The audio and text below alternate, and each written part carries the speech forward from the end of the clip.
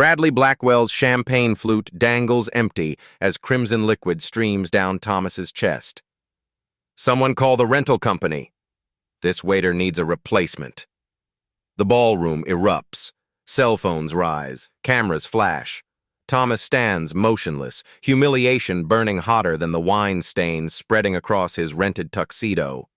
Harrison Blackwell strides forward, manicured fingers extracting a $100 bill. He tucks it into Thomas's pocket, then pats his cheek twice hard. There's your trouble money. Know your place. They don't know. He's not staff. He's Thomas Fisher Nexus Technologies' heir, future Chief Innovation Officer, and as of tomorrow, the man who controls their $900 million future. Thomas won't create a scene tonight. He'll orchestrate their downfall tomorrow.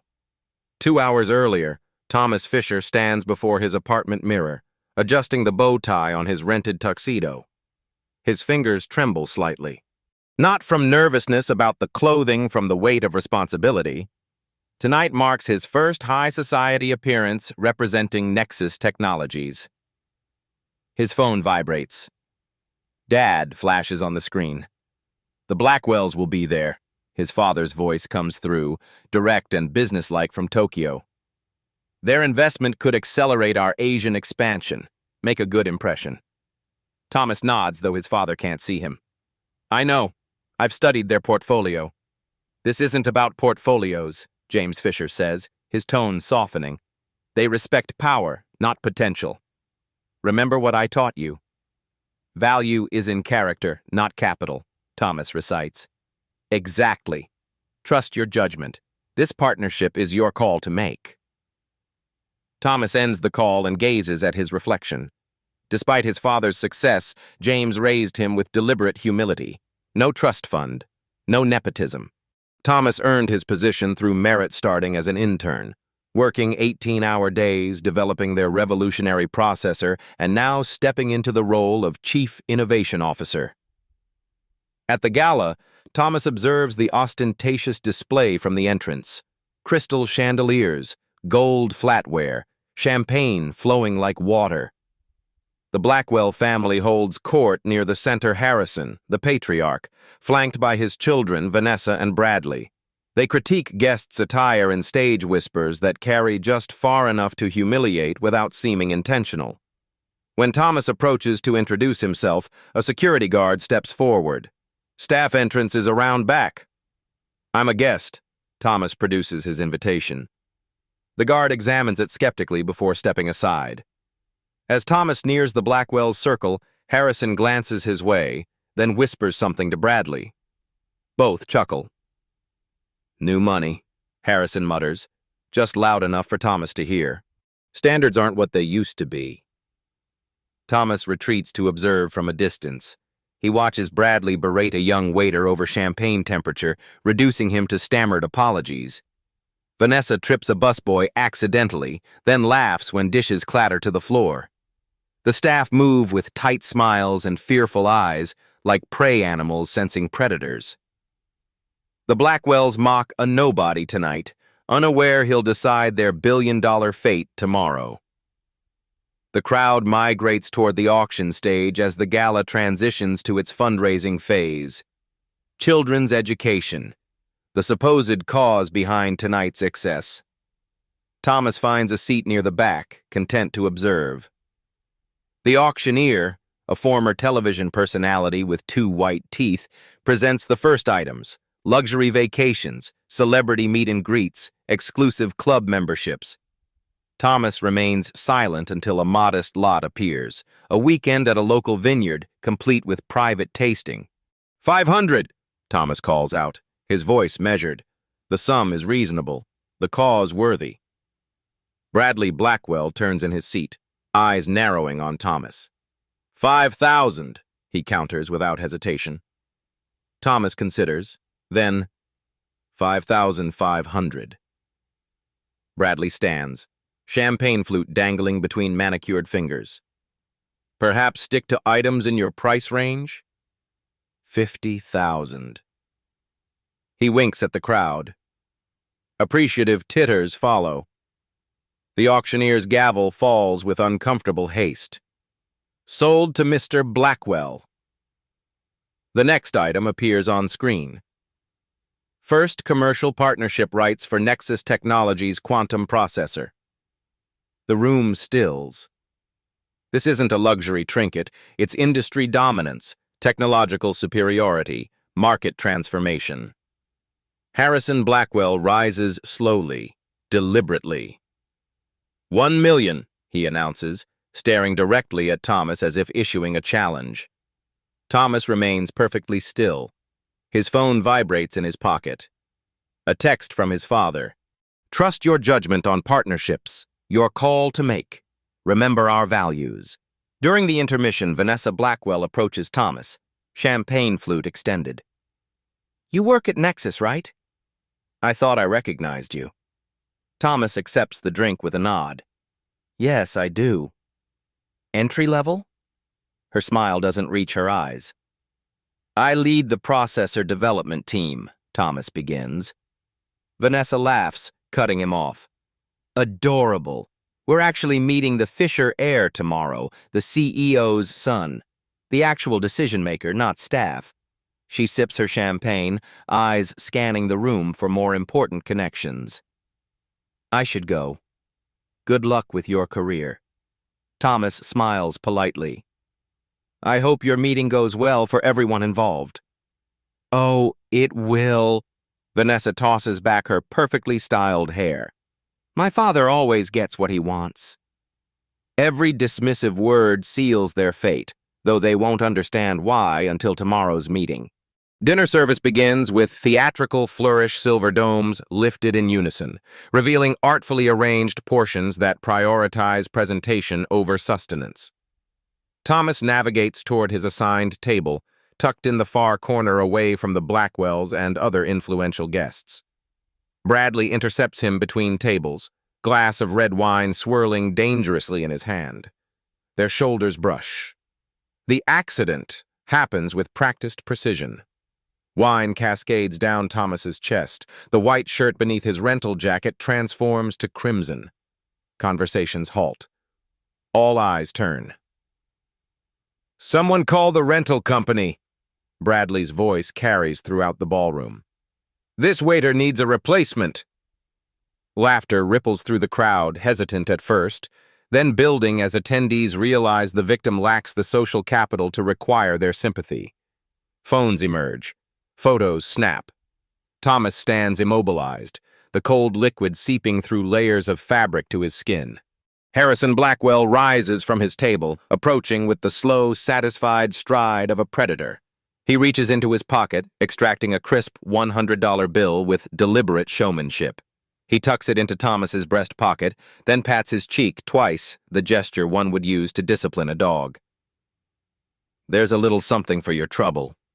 His voice drops, meant for Thomas alone. Know your place next time. Security appears at Thomas's elbow. Sir, perhaps you should... He's with me. The voice belongs to an elderly woman who materializes beside Thomas. Her posture radiates authority despite her small stature. Eliza Thornton, she adds for the security guard's benefit. The name works like magic. He retreats immediately. She guides Thomas away from the spectacle toward a quiet alcove. The Blackwells have always been that way. Old money, rotten attitudes. She studies his face. I knew your father when he was starting out. James would be appalled by their behavior. You know who I am? Thomas dabs at his ruined shirt with a napkin. Of course. The Fisher eyes are unmistakable. Eliza smiles. They have no idea, do they? Thomas shakes his head. I'd appreciate your discretion until tomorrow's meeting. Eliza's eyes sparkle with mischief. I wouldn't miss that for the world. Across the room, the Blackwells celebrate their dominance. Harrison holds court, voice carrying. Once we control that processor technology, we'll crush our competition. The Fisher boy will fold, they always do. They lack the killer instinct. Thomas excuses himself to the restroom where he changes into the spare shirt kept in his car for emergencies. He studies his reflection. His father's eyes indeed, and remembers James Fisher's words. Our technology should empower those who will use it responsibly. His phone rings. His father, checking in from Tokyo. How's the gala? James asks. Educational, Thomas replies, briefly recounting the evening's events. A long pause. What are you thinking? I'm thinking we need to reconsider who we partner with, Thomas answers, voice firm. I trust your judgment, his father says simply. You have my full support. Wine stains clean easily. The Blackwells' true colors have permanently revealed themselves. Thomas drives home in calculated silence. Streetlights strobe across his face as he navigates away from the Blackwell estate. His knuckles don't whiten on the steering wheel. His breath doesn't quicken with anger. The classical music playing softly continues uninterrupted. Only his eyes, those unmistakable Fisher eyes, betray the machinery of consequence now in motion behind them. The humiliation doesn't matter, not personally. What matters is what it revealed about the Blackwells' character, about how they'd treat Nexus employees, about how they'd wield the processor technology his team spent years developing, about who they truly are when they believe no one consequential is watching. His apartment feels stark after the gala's opulence. Thomas doesn't bother with lights. Standing by the window, he makes 3 calls in succession. First, to Nexus's executive team. I need comprehensive reports on Blackwell Industries, labor practices, environmental compliance, financial stability, everything, tonight.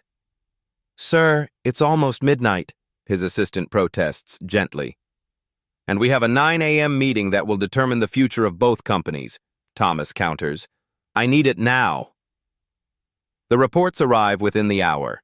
Thomas scrolls through documented evidence of corners cut, safety violations hidden, employees silenced, former workers alleging toxic environments, whistleblowers discredited, small companies bullied into submission or bankruptcy. Each swipe of his finger reveals another layer of rot beneath the Blackwell facade. His second call goes to legal counsel. Prepare termination clauses for any potential agreement with Blackwell Industries. I want maximum protection for our technology and staff. Are we expecting problems? The lawyer asks. I'm ensuring we're prepared for all contingencies, Thomas replies. His final call connects him to Tokyo again. His father listens without interruption as Thomas provides complete details of the evening's humiliation. They showed you who they are, James Fisher says finally. Believe them. I do, Thomas confirms.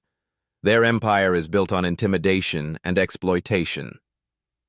As my successor, this is your call, his father reminds him. Whatever you decide, I'll back you completely. Across the city, in the Blackwell mansion, Harrison gathers his children in his study.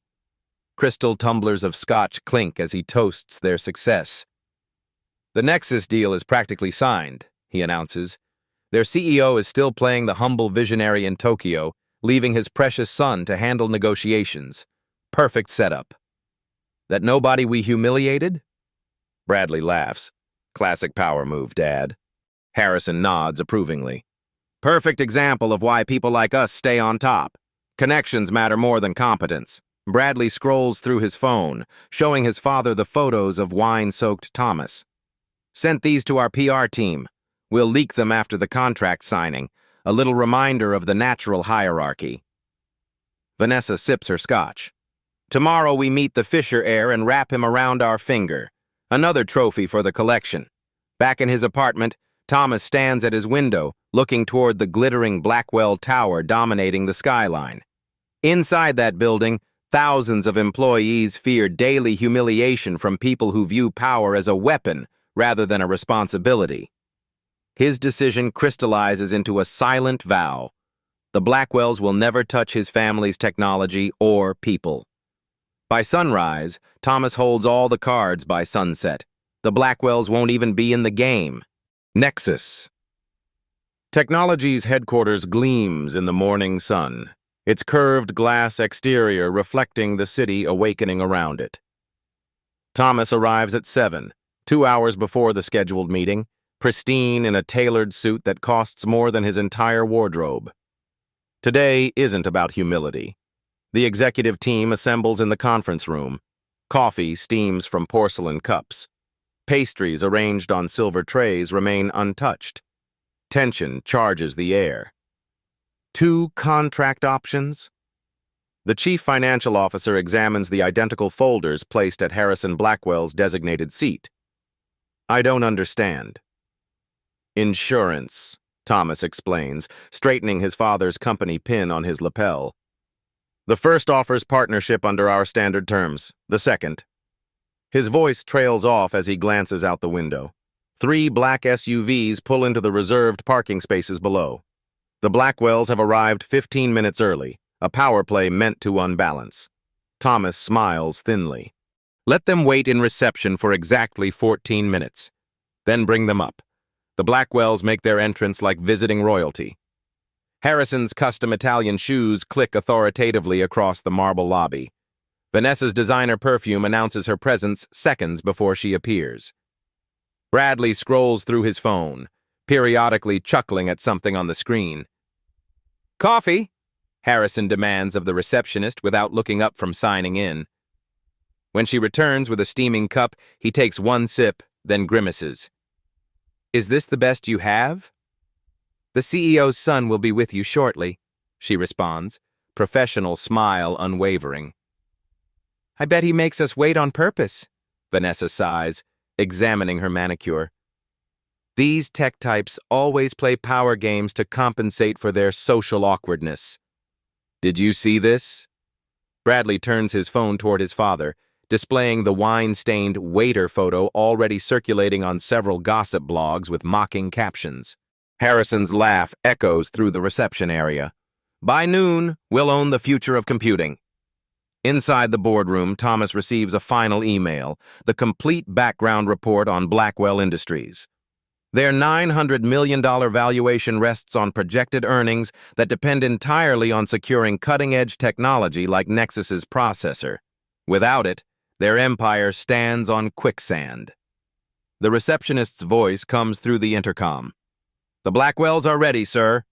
Thomas straightens his tie, centers the contract folders, and nods. Send them in. The doors swing open. The Blackwells enter, business smiles firmly in place. They freeze mid-step as recognition dawns. Good morning, Thomas says calmly. I believe we've already met. Their expressions shift from confusion to horror as 3 generations of wealth suddenly hang by a thread. Harrison recovers first, political reflexes kicking in. His expression cycles through shock, calculation, and false warmth in under 2 seconds. He forces a laugh that sounds like glass breaking. Thomas! What a misunderstanding last night. He steps forward, hand extended as if nothing happened. We had no idea you were the waiter. Thomas finishes, voice level. He doesn't take the offered hand. Or the CEO's son you're here to negotiate with? Bradley's fingers move frantically across his phone screen, desperately trying to delete the photos already circulating online. Vanessa's perfect posture crumbles slightly, her shoulders curving inward as if to make herself smaller. Harrison pivots smoothly. Your humility is remarkable. Most heirs would have announced themselves immediately. He slides into a chair without waiting for an invitation. That's exactly the kind of leadership we respect at Blackwell Industries. Your father must be proud. Thomas doesn't acknowledge the compliment. He activates the wall screen behind him. Technical specifications, market projections, and implementation timelines appear in sequence. He presents Nexus's revolutionary processor technology with clinical precision, its quantum architecture, its energy efficiency, its market-transforming potential. Our technology represents a paradigm shift, Thomas explains. Companies that implement it will dominate their sectors for at least 5 years. Those without access will struggle to remain competitive. The Blackwells lean forward in perfect synchronization, predatory instincts overriding their earlier discomfort. Harrison's eyes reflect dollar signs. Vanessa calculates social capital. Bradley envisions crushing competitors. We're prepared to offer exclusivity for the first year, Thomas continues, sliding a folder toward Harrison. All the terms are outlined here. While Harrison reviews the contract, Vanessa attempts damage control. I've always admired the Fisher family vision, she offers, voice honeyed. Your father's rise is legendary, and now your innovations. She trails off as Thomas's expression remains impassive. Harrison looks up from the contract, beaming. These terms are acceptable. We can sign today. Before we do, Thomas interjects, I'd like to discuss something from our background research. He pulls out a file containing documented reports of Blackwells' labor violations, environmental negligence, and predatory business practices. This gives me pause. The temperature in the room seems to drop. Harrison's smile hardens. Industry standard practices, he dismisses with a wave. The cost of staying competitive in today's market. I understand, Thomas replies. That information certainly informs our decision. He takes back the first folder and slides forward the second one. This is our revised offer. The second contract isn't a partnership offer, it's an extinction-level event disguised as legal language. Harrison scans the new document, professional mask slipping with each paragraph. His complexion reddens from collar to hairline. A vein pulses visibly at his temple. This is outrageous! He slams the contract down. These terms would give you oversight of our internal operations, mandatory ethics training, and a complete restructuring of our management. Those are our conditions for partnership, Thomas states, voice remaining measured despite the room's rising tension. My father fully supports this position. Vanessa snatches the document, eyes darting across the text. Her perfectly applied makeup can't hide her growing panic. You can't possibly expect us to agree to this. You're right, Thomas agrees, the first genuine confirmation he's offered. I don't expect you to agree. This meeting isn't about securing your partnership. It's about informing you that Nexus will be partnering exclusively with your 3 largest competitors instead. The words land like physical blows. Harrison's face drains of color as he calculates the implications. Without access to Nexus's technology, Blackwell Industries becomes obsolete overnight. Their inflated valuation will collapse. Investors will flee. Their empire, 3 generations of wealth and influence, will disintegrate. You're making a mistake. Harrison's voice drops to a threatening whisper. The Blackwells have friends in every industry. One word from us. About what? Thomas interrupts. About how you treated someone you thought was beneath you. Please, share that story widely. Bradley, silent until now, slams his fist against the polished table. This is personal. You're destroying a billion-dollar company over a spilled drink. No, Thomas corrects. I'm choosing not to empower people who've demonstrated how they use power. The spilled drink just showed me who you really are. Harrison stands abruptly, chair scraping against hardwood. His final tactic? Raw financial power. Name your price. Everyone has one. His eyes narrow. Or does Daddy need to approve that too? Thomas rises to meet him, eye to eye. My father taught me that some things aren't for sale, mister. Blackwell-like integrity. He reaches into his pocket and places Harrison's $100 bill on the table. I'm returning your tip. The meeting is over. The Blackwells came to acquire technology but failed to recognize the most dangerous innovation in the room, principled power. The Blackwells gather their belongings in stiff, mechanical movements. Harrison's shoulders remain rigid with suppressed rage. Bradley repeatedly loosens and tightens his tie as if it's strangling him. Vanessa's manicured fingernails tap an anxious rhythm against her leather portfolio. The door opens. Thomas's assistant enters with practiced efficiency. Sir, your father is on the line from Tokyo. The Thornton Group, Rivera Enterprises, and Fujimoto Technologies have all confirmed their participation in the joint development program. Thomas nods, revealing nothing in his expression. Perfect timing. Please inform my father that we'll announce the collaboration at today's press conference as planned. The Blackwells freeze mid-motion. Press conference? Harrison's voice cracks slightly. Yes. Thomas checks his watch. In 1 hour, my father and I will jointly announce our strategic partnerships and our new industry ethics initiative from our Tokyo and New York offices.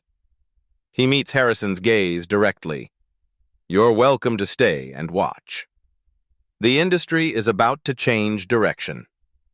As the Blackwells move reluctantly toward the exit, a familiar figure appears in the doorway. Eliza Thornton stands blocking their path, her diminutive stature somehow filling the space with authority. Harrison's face contorts with confusion, then dawning comprehension. You two know each other. Eliza was my doctoral advisor at MIT, Thomas explains. She recognized the potential in my processor design when I was still a graduate student. The truth crashes down on the Blackwells with devastating clarity. Thomas isn't merely the CEO's son, the heir to Nexus. He's the actual inventor of the revolutionary processor technology, the architect of the innovation they've desperately pursued. The realization transforms their understanding of last night's humiliation from an amusing power play to an existential business catastrophe. And I introduced him to his father's board when they were looking for innovation leadership, Eliza adds with a smile that doesn't reach her eyes. The tech world is smaller than you think, Harrison. Thomas moves to the wall screen, activating a presentation none of the Blackwells had seen before. The processor technology isn't just another innovation, it's a complete paradigm shift. The screen displays integration paths across multiple industries, revealing the technology's true scope. It will become the industry standard within 18 months. Companies without access will become essentially obsolete. He advances to the next slide. Furthermore, the ethics initiative I've developed establishes new standards for labor practices, environmental responsibility, and corporate governance across the tech sector. The screen shows dozens of company logos, major players in every technological field. These companies have already signed preliminary agreements to participate. Compliance will be voluntary, Thomas explains, his tone suggesting the opposite. But companies that don't participate won't have access to the joint development platform. Harrison's expression crumbles from anger to desperation as he realizes the true magnitude of his mistake. This isn't merely losing a contract, it's systematic exclusion from the future of the industry. You can't do this, he whispers, voice stripped of its usual command. I'm not doing anything to you, Thomas responds evenly. I'm building the future with partners who share our values. Your exclusion is entirely self-inflicted. Security appears at the doorway not to escort Thomas out as they had attempted at the gala, but to remove the Blackwells from Nexus headquarters. Harrison makes one final, desperate attempt to salvage his crumbling empire. Your father's board members are friends of mine, he threatens, voice rising. They'll hear about this abuse of power, this vendetta. Thomas doesn't flinch. The board unanimously approved this direction this morning after hearing what happened last night. They've seen the same reports on Blackwell Industries that I have. His voice remains calm but carries an unmistakable weight. No one wants to partner with a company that treats people, any people, the way you do. As security guides the Blackwells from the room, Thomas turns to the floor-to-ceiling windows overlooking the city. He activates his video call to Tokyo, where his father waits, ready to jointly announce the partnerships that will reshape the industry and exclude the Blackwell empire from its future. On a screen in the lobby, financial news already reports unusual activity in Blackwell Industries stock, a slight tremor before the earthquake to come. By the time the Blackwells reach their vehicles, their phones will be flooding with panicked messages from board members, investors, and partners. By market close, hundreds of millions in value will have evaporated, all because they mocked the wrong waiter at a charity gala. As the elevator doors close on the Blackwells' ashen faces, their empire has already begun its freefall. The press conference unfolds with military precision. On dual screens, Thomas in New York and James Fisher in Tokyo present a united front despite being separated by thousands of miles. The Nexus logo pulses softly behind them both, a visual reminder of their technological dominance and family connection.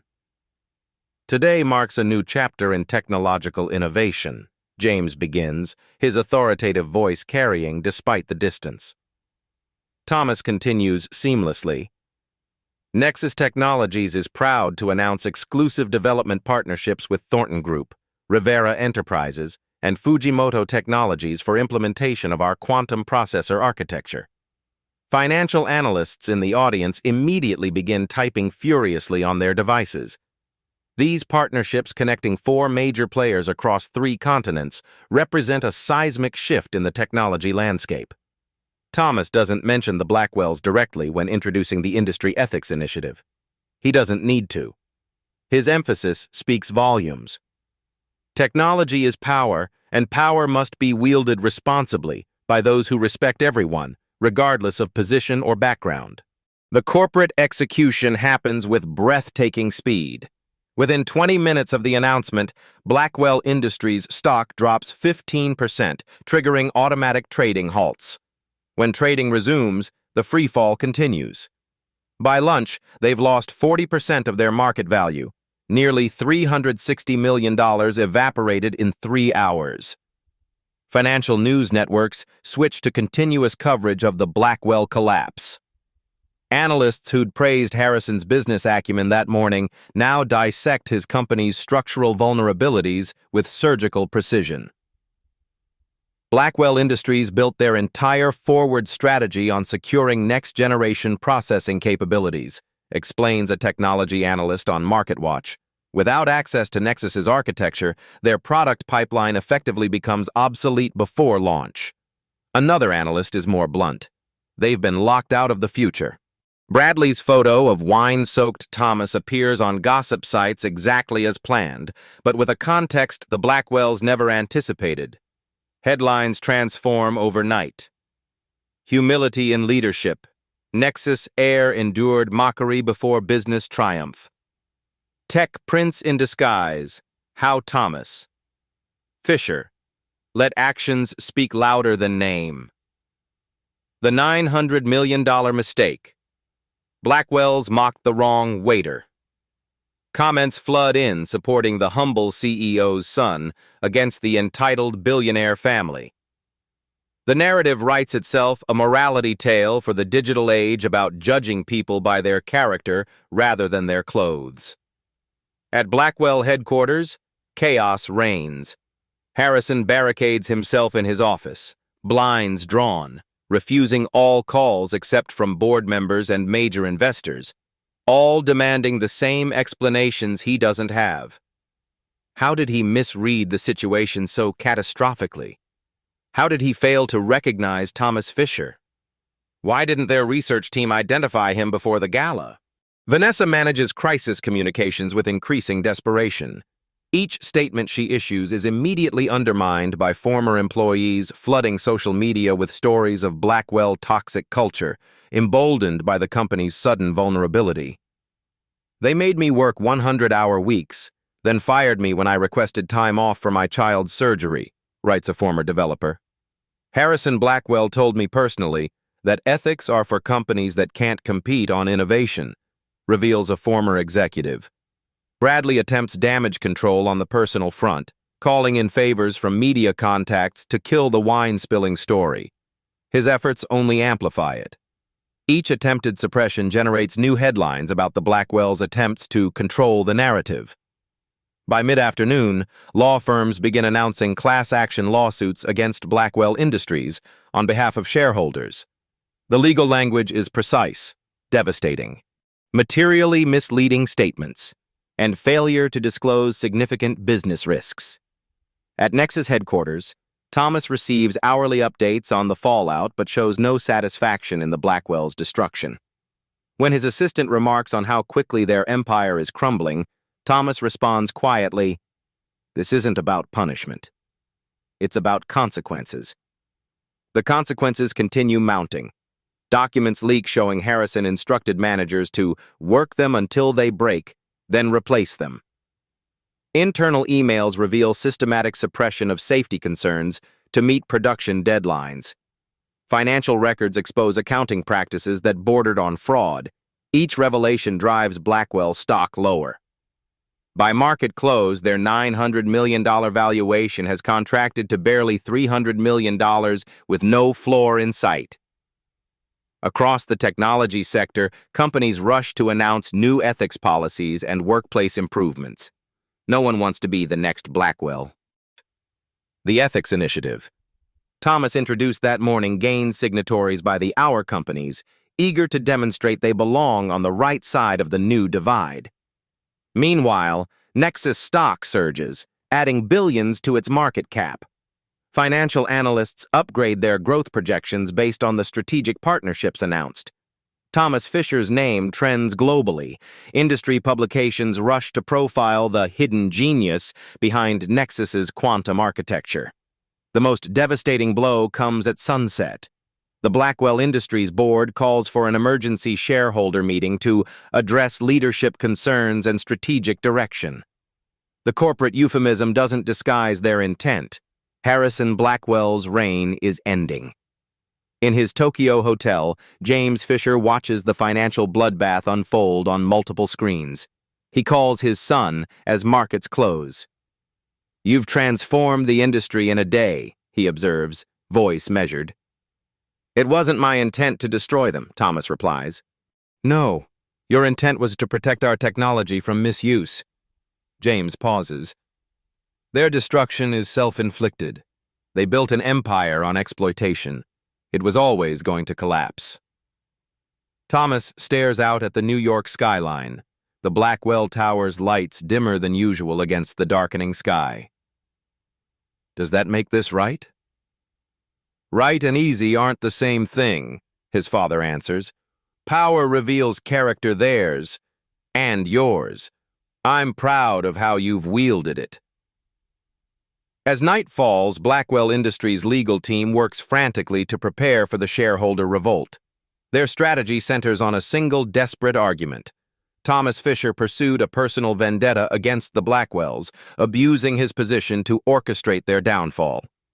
What they don't yet understand is that character assassination requires your target to have vulnerable character. By morning, they'll discover their final miscalculation. Thomas Fisher's reputation for integrity makes him virtually unassailable. The empire the Blackwells spent generations building continues its collapse through the night. Board members privately contact headhunters to explore new opportunities. Employees update resumes. Partners quietly initiate contract exit clauses. All while Harrison Blackwell sits alone in his office, staring at a $100 bill returned to him by a waiter who turned out to be holding all the cards. The Blackwells prepared for every business contingency except the cost of their own character. Morning brings no mercy to the Blackwells. Their family name, once a symbol of power and prestige, now dominates headlines for all the wrong reasons. Blackwell board revolts, emergency, shareholder meeting called. Ethics scandal deepens. More employees speak out against Blackwell regime. Market massacre. Blackwell Industries loses 68% of value in 24 hours. The Blackwell family arrives at their own corporate headquarters like unwelcome intruders. Security guards, the same men who once jumped at Harrison's smallest gesture, now check their identification cards with exaggerated thoroughness. Executive assistants who previously competed for Harrison's approval now avoid eye contact, scurrying away when the family approaches. The boardroom, Harrison's former kingdom, has transformed into a tribunal. Board members and major shareholders sit in grim formation, faces set with the unique expression of wealthy people confronting significant financial loss. The Blackwell family portraits that once dominated the walls have already been removed, leaving conspicuous empty spaces. The board chair, formerly Harrison's golf partner, opens the meeting with brutal directness. Blackwell Industries has lost 68% of its value in 1 week. Our partnerships are dissolving. We face multiple lawsuits from shareholders, former employees, and environmental groups. We're here to determine next steps." Harrison projects confidence he doesn't feel, his voice booming as if volume might compensate for his precarious position. "The market is overreacting to temporary setbacks. We'll secure alternative technology. We've already initiated discussions with—" "No one's taking your calls, Harrison," interrupts the board chair. "I checked." "The Fisher vendetta is personal, not business," Harrison insists, desperation leaking into his tone. "We can challenge the Nexus partnerships on antitrust grounds. My legal team is already—" "Your legal team resigned this morning," another board member cuts in. "All of them." A woman rises from the far end of the table, unfamiliar to the Blackwells, wearing the understated, expensive clothing of the truly wealthy. "Actually, it appears to be both personal and business," she announces. "I represent Meridian Investment Group. We've received a purchase offer for our shares from a consortium led by the Thornton Group." The room erupts as more shareholders confirm similar offers, all above market value despite the stock's collapse. "This is a coordinated hostile takeover," Harrison shouts, face purpling. The board chair looks grim. "The offers are contingent on leadership changes." "You can't remove me," Harrison snarls. "I built this company. I am this company." The final blow comes from their own legal counsel, not the resigned team, but the corporation's outside firm. A silver-haired attorney presents evidence that Harrison and his children violated fiduciary duty by misrepresenting the company's ethical compliance and hiding lawsuit settlements from the board. "The board has legal grounds for immediate removal," he explains dispassionately. "The evidence suggests willful misconduct." A vote is called. The results are overwhelming. The Blackwell family is removed from all operational roles, maintaining only their significantly devalued shares. Harrison's kingdom built over 3 generations collapses in a 15-minute vote. As they leave the boardroom fired from their own company, they pass a television in the lobby. The screen shows Thomas at the opening of a new Nexus research center focused on ethical technology development. He looks directly into the camera, though his words aren't aimed at the Blackwells specifically. "We build technology to elevate humanity, not exploit it." Outside, reporters swarm the disgraced family, microphones thrust forward, cameras flashing. Harrison's legendary self-control finally shatters. He shoves a cameraman, creating one final damaging image of Blackwell entitlement. The footage will lead evening news broadcasts worldwide. In their limousine, silence reigns. The privacy partition remains closed, but the driver can still hear Bradley's whispered question. "What do we do now?" Harrison has no answer as they drive away from the empire they lost, not in years, but in seconds. The $100 bill he'd given Thomas as a tip sits in his pocket, returned to him like a curse, now worth more than his remaining dignity. While the Blackwells descend into irrelevance, Thomas ascends to reshape an industry in his ethical image. 6 months transform the technology landscape completely. Thomas leads a panel discussion at the Global Technology Forum, the industry's most prestigious gathering. CEOs from major companies, including the restructured Blackwell Industries under new leadership, listen attentively as he outlines ethical implementation frameworks. Graphs behind him show dramatic improvements in workplace satisfaction, environmental compliance, and innovation metrics across participating companies. "The data is unambiguous," Thomas explains, laser pointer highlighting correlation curves. "Ethical business practices don't merely feel better, they perform better." The audience includes Eliza Thornton and other industry veterans who nod approvingly. Near the back, James Fisher watches his son with quiet pride, having transitioned to an advisory role after 30 years at Nexus's helm. Industry news outlets that once fetishized growth at any cost now feature regular ethics index updates. Headlines track companies joining the initiative. Tech titan Philips joins ethics initiative. Stock jumps 12%. Revolutionary standards, how the Fisher framework is transforming tech. Ethical technology, Trend or New Normal. A respected business journal publishes a comprehensive analysis demonstrating that companies joining the ethics initiative outperform market averages by significant margins. The article concludes, "What began as moral leadership has become sound business strategy." At Nexus headquarters, Thomas mentors young engineers from diverse backgrounds. In the company's innovation lab, he sits with a group of recent graduates from underrepresented communities. "How do you handle discrimination in this industry?" asks a young woman, her expression suggesting personal experience with the question. Thomas shares his gala experience without bitterness, his tone matter-of-fact rather than self-pitying. "People will judge you by their standards, not your worth," he tells them. "Your job isn't to match their standards, it's to transform them. Not through arguments, but achievement." Former Blackwell employees find positions at companies within the new ethical framework. Exit interviews reveal improved work environments and mental health across the board. Productivity rises. Innovation accelerates. Employee turnover plummets.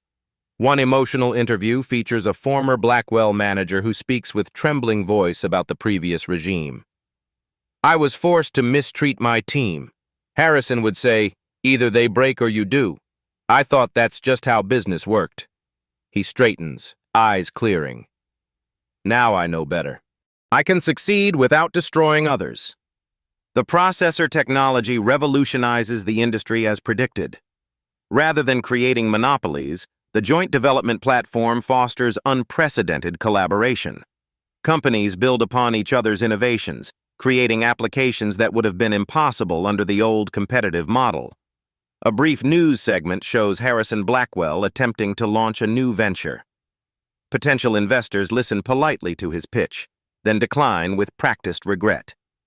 Doors that once opened automatically for the Blackwell name now remain firmly closed. The family hasn't just lost an empire, they've become a cautionary tale taught in business schools. Meanwhile, Thomas's approach gains institutional momentum. Universities revise business curricula to include ethical leadership modules. Venture capital firms incorporate ethics scoring in their investment criteria. Regulatory bodies adopt standards from the initiative as compliance benchmarks. The systemic transformation continues, unstoppable now, spreading beyond technology into adjacent industries. 6 months after the humiliation that changed everything, an unexpected visitor requests a meeting with Thomas. Thomas sits in his office reviewing quarterly reports.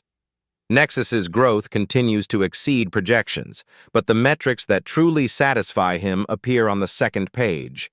Industry-wide improvements in labor practices, environmental standards, and ethical compliance. The revolution he sparked has taken on momentum beyond any single company or leader. His assistant's voice comes through the intercom. "Sir, there's someone here without an appointment. Vanessa Blackwell." Thomas pauses, considering. "Send her in." Vanessa enters, transformed from their last encounter. Gone are the designer clothes, the calculated posture, the rehearsed charm. She wears simple business attire, her previously perfect hair now cut in a practical style, her expression stripped of artifice. "Thank you for seeing me," she begins, remaining standing until Thomas gestures toward a chair. "I'm not here on family business." "Why are you here?" Thomas asks, direct but not unkind. Vanessa explains that after losing their positions, each Blackwell family member responded differently to their downfall. Harrison retreated to their remaining estate, bitter and unchanged, obsessively plotting impossible comebacks. Bradley fled to Europe to escape the scandal, living off distant relatives while posting carefully curated social media suggesting his life remained unchanged. "And you?" Thomas asks. "I started listening," Vanessa admits, eyes steady for the first time. "To former employees, to industry leaders like you and your father. I realized our family built wealth by devaluing others. We measured success in dollars, not impact. She started a small foundation focused on worker rights and education access, funded by selling her personal assets. She doesn't ask for forgiveness or opportunity, only a chance to learn from her mistakes and perhaps, eventually, make meaningful amends. Thomas studies her, searching for manipulation and finding none.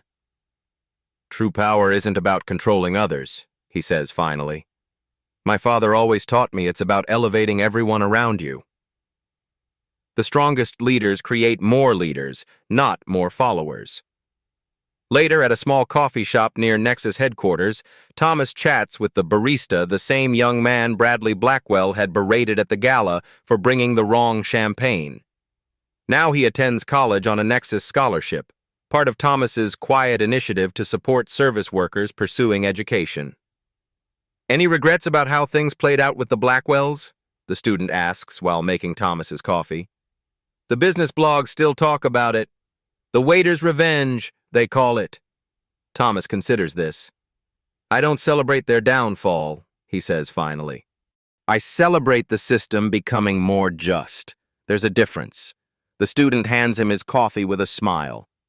On the house today, boss. Thomas insists on paying. Value the work you do, he says, leaving a generous tip.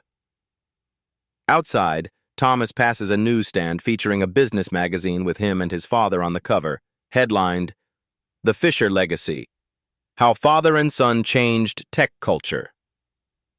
He doesn't stop to look at it. The true measure of his success isn't on magazine covers or in stock prices. It's in the former Blackwell employees now thriving in ethical workplaces. It's in the scholarship students building futures that once seemed impossible. It's in the shift from technology as a weapon of market dominance to a tool for human advancement. As Thomas walks back toward Nexus headquarters, his phone buzzes with a message from his father. Character builds empires, cruelty destroys them. Thomas smiles slightly, tucking the phone away. The lesson wasn't new. His father had taught it through example his entire life. The difference was that now an entire industry had learned it too, not through preaching, but through consequence. Some lessons must be experienced to be understood. The Blackwells learned this the hard way. Thomas hopes others won't need such expensive tuition. If you enjoyed this story of justice and transformation, make sure to hit the like button right now. These stories of poetic justice take time to craft, and your support keeps them coming. Want more satisfying tales of karma and vindication? Subscribe to Beat Stories for a new, powerful narrative every week that will leave you feeling both entertained and empowered. Don't forget to share this video with someone who needs to be reminded that true power comes from character, not position or wealth. This story shouldn't be the exception. It should be the last time it ever happens. At Beat Stories, we turn one moment of injustice into a call for change. Subscribe to help make that call louder and longer lasting.